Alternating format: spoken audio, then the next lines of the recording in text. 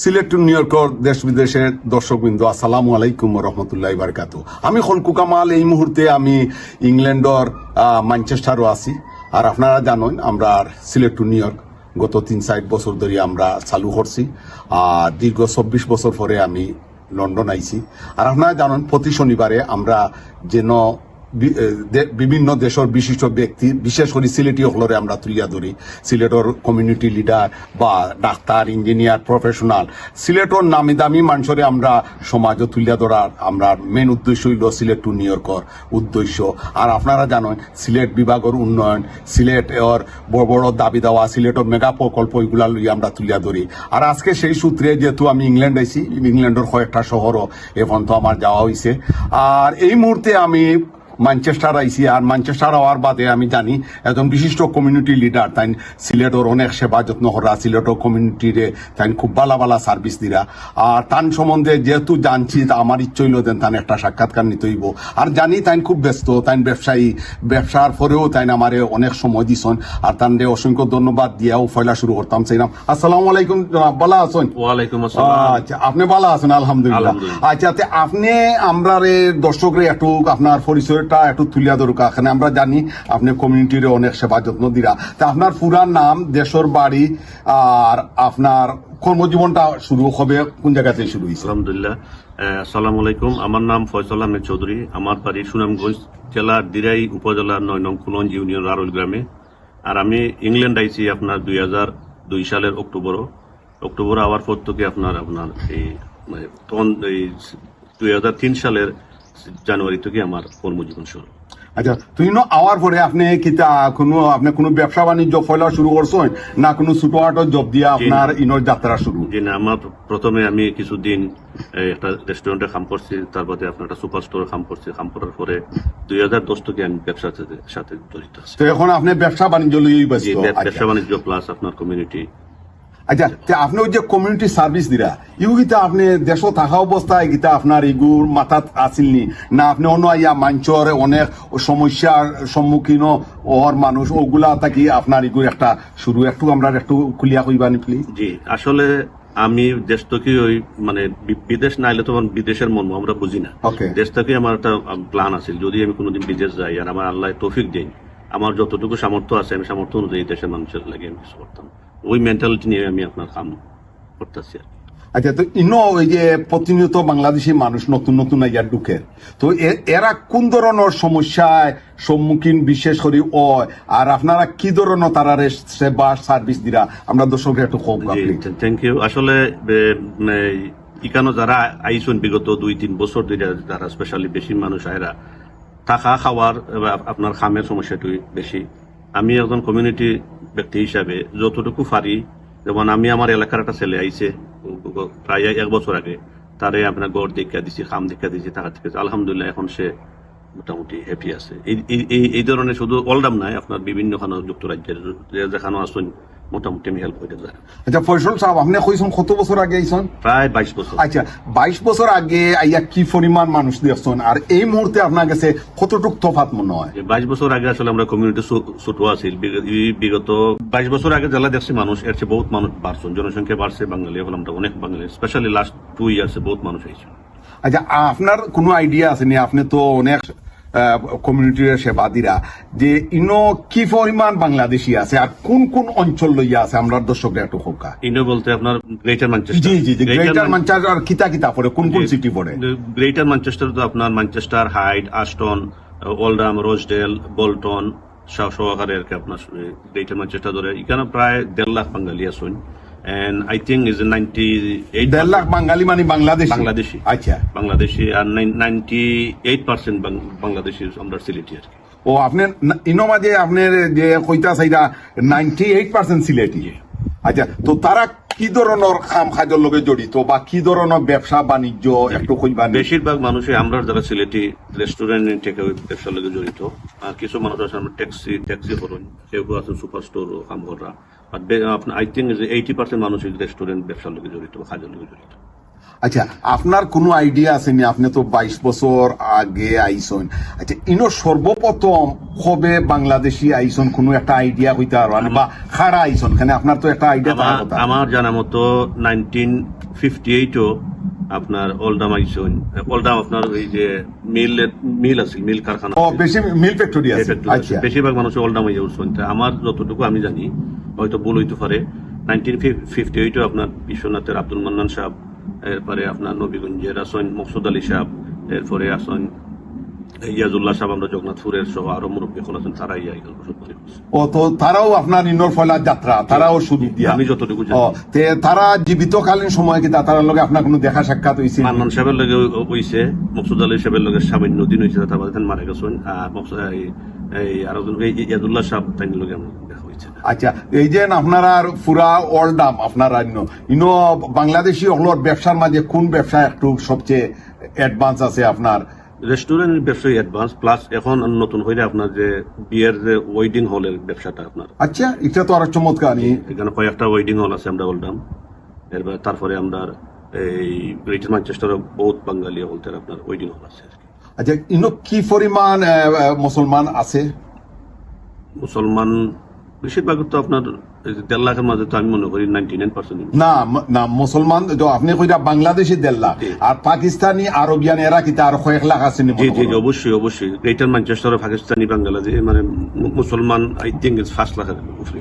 ও, আর সবচেয়ে বেশি মুসলমান আপনি পাকিস্তানি, পাকিস্তানি। এর বাদে বাংলাদেশ, বাংলাদেশি। এর বাদে আরবিয়ান হইব। আরো বিভিন্ন ধরনের সিরিয়া, আফগানিস্তান, সরি কাজাকিস্তান বা টার্কিশ। আচ্ছা, তে আপনারা এই কমিউনিটির মাঝে কি পরিমাণ মসজিদ আছে? ওল্ডাম আই থিঙ্ক 100-র উপরে মসজিদ আছে।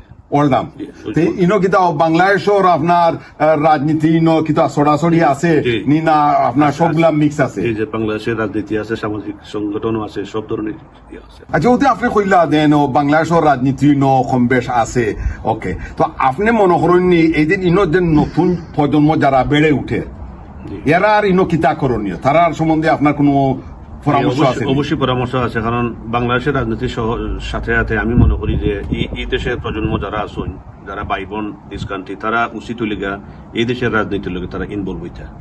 এই দেশের ইনভলভ হইলে কিতা লাভ হইব? আমরা বাংলাদেশে বলতে সার্ভিস চাইমু, ও আচ্ছা আচ্ছা, সার্ভিস চাইমু।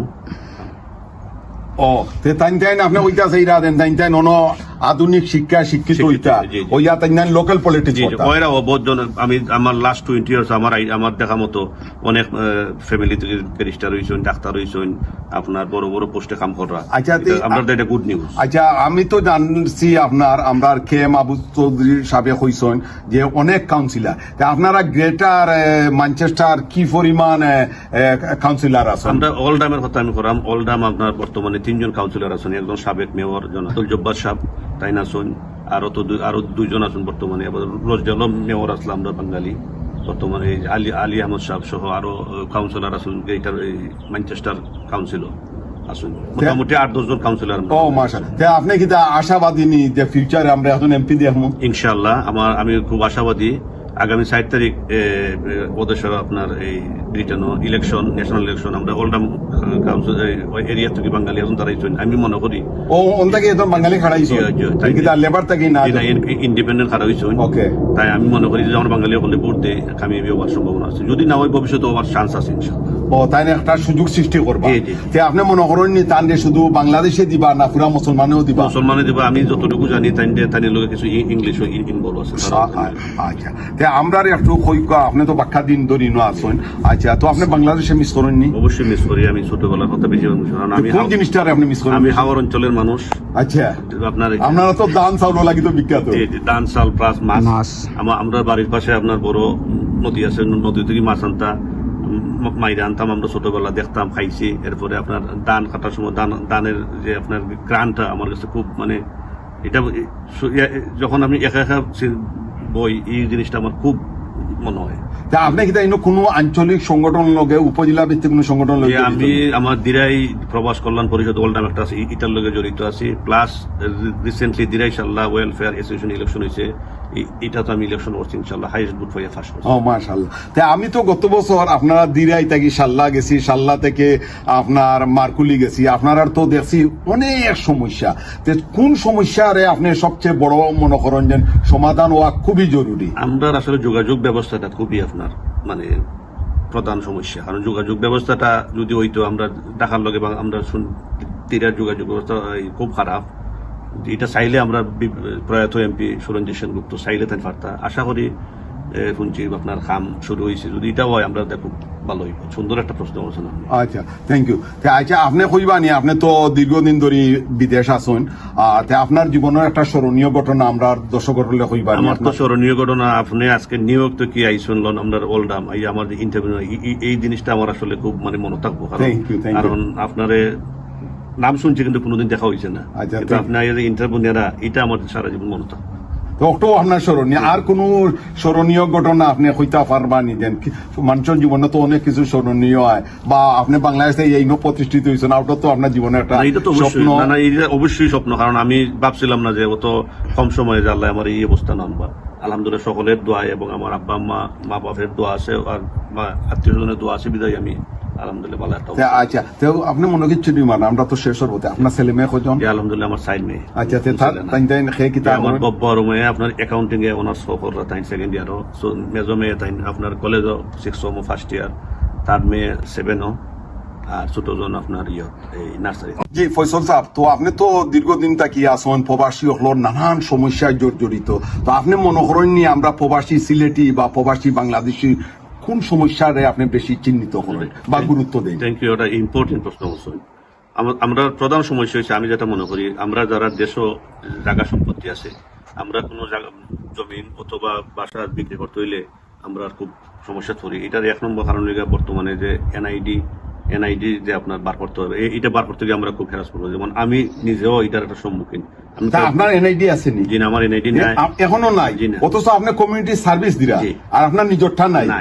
কিন্তু আমি ওই 2 মাস আগে দিছিলাম পাসপোর্ট, বাংলাদেশি পাসপোর্ট বানাইবার, তাই এখন আমি পাসপোর্টটা পাইছি না। আশা রাখি আমি পাসপোর্ট বানানোর বাদে বুঝি আপনার সিস্টেম আছে তারা এনআইডি নাম্বার তারা করবো আর কি। বাট আমি চাই জিনিসটা আরো ইজিলি মানুষের কাছে যাইতো। আচ্ছা, আসলে সরকারি ভাবে তো সরকারে অনেক নীতিমালা তৈরি করছেন যত তাড়াতাড়ি, কিন্তু আপনি নিজেও কমিউনিটি সার্ভিস দেওয়ার বাদেও আপনি এখনো পাইরা না। আচ্ছা, ওই যে না আপনারা, আচ্ছা আপনি তো কোনো বাংলাদেশ তা আপনার প্রধান কোনো প্রিয় এয়ারলাইন্স কোনটা? অবশ্যই বাংলাদেশ এয়ারলাইন্স। ও, আপনারা বাংলাদেশ বিমানে যায়? জি জি বাংলাদেশ। আচ্ছা, আর কোন সরকারও কাছে আর কিছু খবর আছে? যেমন দরকার চিটাগাং বিভিন্ন মিডল ইস্টে এয়ারলাইন্স নামে আমি মাননীয় প্রধানমন্ত্রী সহ বর্তমান বিমানমন্ত্রী উনাদের কাছে আমি আহ্বান জানাই যাতে আমরা সিলেট বিমানবন্দরও মিডল ইস্টে স্পেশালি কাতার, কুয়েত, টার্কিশ এয়ারলাইন্স নামে আমরা দায়িত্ব সুবিধা হইব, আমরা দায়িত্ব ভালো হইব। আমরা স্পেশালি লন্ডন প্রবাসী বা ইংল্যান্ড প্রবাসী যারা আছে এখানে এই সমস্ত এয়ারলাইন্স নামলে এই সমস্ত এয়ারলাইন্স ছোট ছোট এয়ারপোর্ট হয়, যেমন বার্মিংহাম থাকি তো আপনারা বিমানের সার্ভিস পাইরা, পাশাপাশি ম্যানচেস্টার থাকিও পাইরা। আর কম্পিটিশন মার্কেট থাকলে তো দেখবা আপনার সার্ভিস তখন ভালো হয়, আপনার রিটার্ন টিকেট ওর ফেয়ার ওর অনেক হেরফের হয়। এখানে আমি শুনছি আপনারাও কইছেন বিমানে গেলে আপনারা যে প্রাইস অনেক সময় ওর দেখে যাই গিবার আপনারা ডাকাত। এদিকে আশা করি বর্তমান সরকারের সুদৃষ্টি আমরা কামনা করলাম, আর আশা করি সরকার যত তাড়াতাড়ি সম্ভব আমরা সিলেট এয়ারপোর্টও মিডিল ইস্টে 2টা প্লেন নামার অনুমতি দিবা। আর আপনার থেকে বিদায় লই দিলাম। আমরা জানি আপনি ভীষণ ব্যস্ত, আপনার ব্যবসা বাণিজ্য তুইয়া আপনি আমারে সময় দিছেন, আপনার অসংখ্য ধন্যবাদ ধন্যবাদ ধন্যবাদ। আর এখন আমরা সিলেট টু নিউ ইয়র্ক দর্শকদের কিছু কইবা নি? সর্বপ্রথম আপনাদের ধন্যবাদ, আপনার যে নিয়োগ থেকে আইয়া আমার যে ইন্টারভিউ আপনারা সময় দেওয়ার ধন্যবাদ। আর দর্শকদের উদ্দেশ্যে আমি ওইটাই বলবো, আমরা যারা প্রবাসী আছি আমরা যেন সিলেট টু নিউ ইয়র্ক এই চ্যানেলটা দেখি, এবং আমরা আত্মীয় স্বজন বন্ধু বান্ধব বা যারা আমরা মানবতার যারা আছেন গরিব মানুষ তারা আমরা হেল্প করতাম, এবং আমরা এই প্রবাসী জীবন যাতে সুন্দর ও সুখী থাকে এই কামনা করে বিদায় নিচ্ছি। দর্শক আপনার আগে থেকে বিদায় লইলাম। আর আমি তো তান আমার মাঝে যে আলাপ আলোচনা হয়েছে আপনারা দেখরা বুঝরা, সরকারও দৃষ্টি আকর্ষণ করলাম। তার ডিমান্ড হইল আমরা প্রবাসী বাংলাদেশি সিলেটি হল আমরা সমস্যার কথা, এনআইডি আমরা কার্ড এখনো পাইলাম না, তাই নিজেও কমিউনিটি সার্ভিস দিলা অথচ তান কার্ড নাই।